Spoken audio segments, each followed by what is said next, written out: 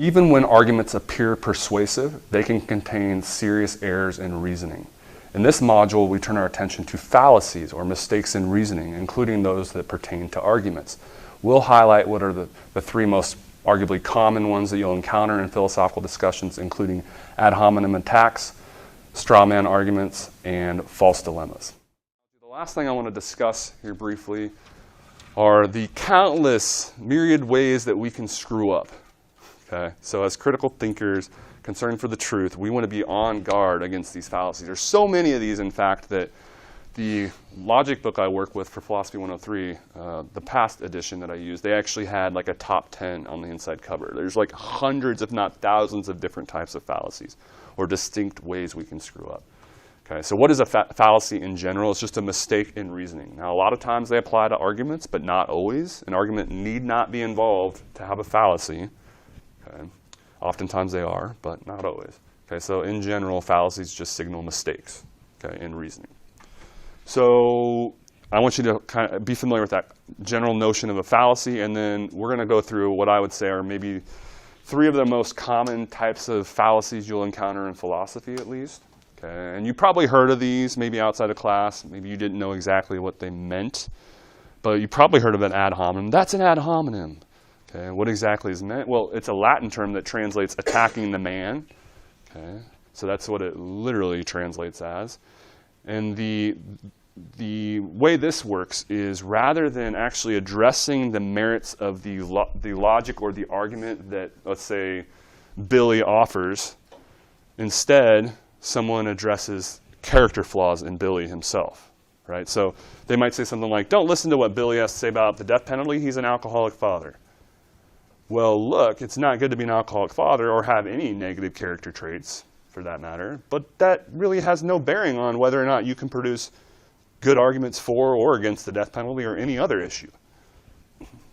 So, you know, we might, if we know of the source of a claim that, or an argument that they have certain negative features, well, that might give us reason to be a little more suspicious of the person, but it never gives us a license to just dismiss what they're saying. Right? We still have to analyze the arguments and the logic, so to speak, of what they're offering and the merits of it in and of itself. Right? You can have a terrible person give a really good argument for something.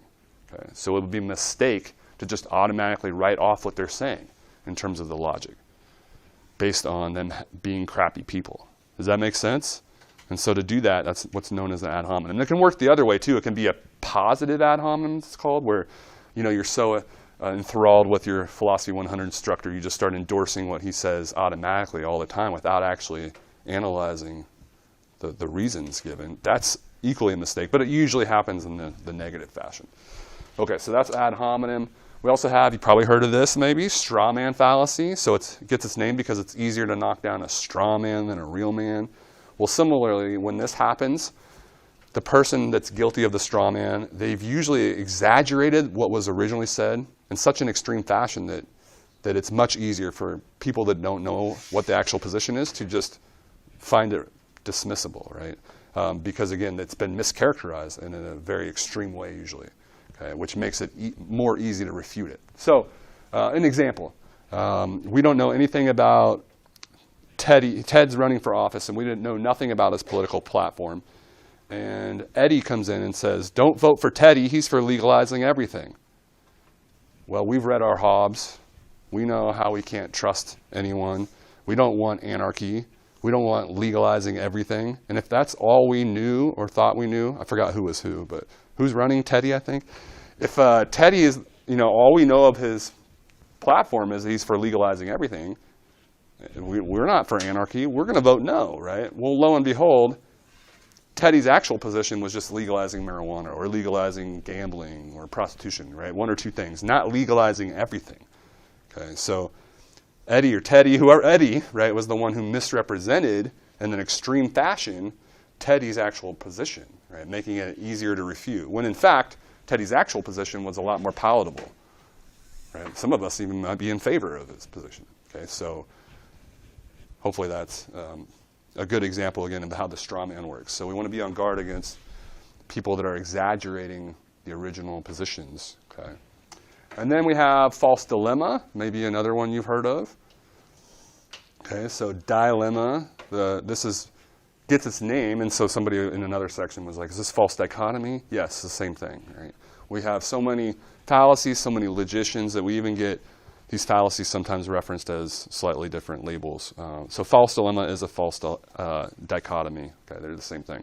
So this occurs when someone suggests that there's only two dilemma, two options when there are at least a third, if not 10,000 other options, right? There's other options that they are not acknowledging, okay? That's why it's a false dilemma or false dichotomy. So like, let's imagine Sarah says, look, either we keep the status quo or we legalize everything. Well, that's a mistake, right? We don't have to go to those extremes. It's not either don't change anything or change everything, right? We could legalize 1, 2, 7, 19 things without legalizing everything, right? There's all kinds of intermediary options that Sarah is neglecting. Does that make sense? So again, just 3, I would say, classic examples of fallacies that you will encounter, unfortunately, fairly frequently, I would say, in philosophy. Logic equips us with the tools we need to identify and assess the various arguments we'll encounter throughout the rest of the course.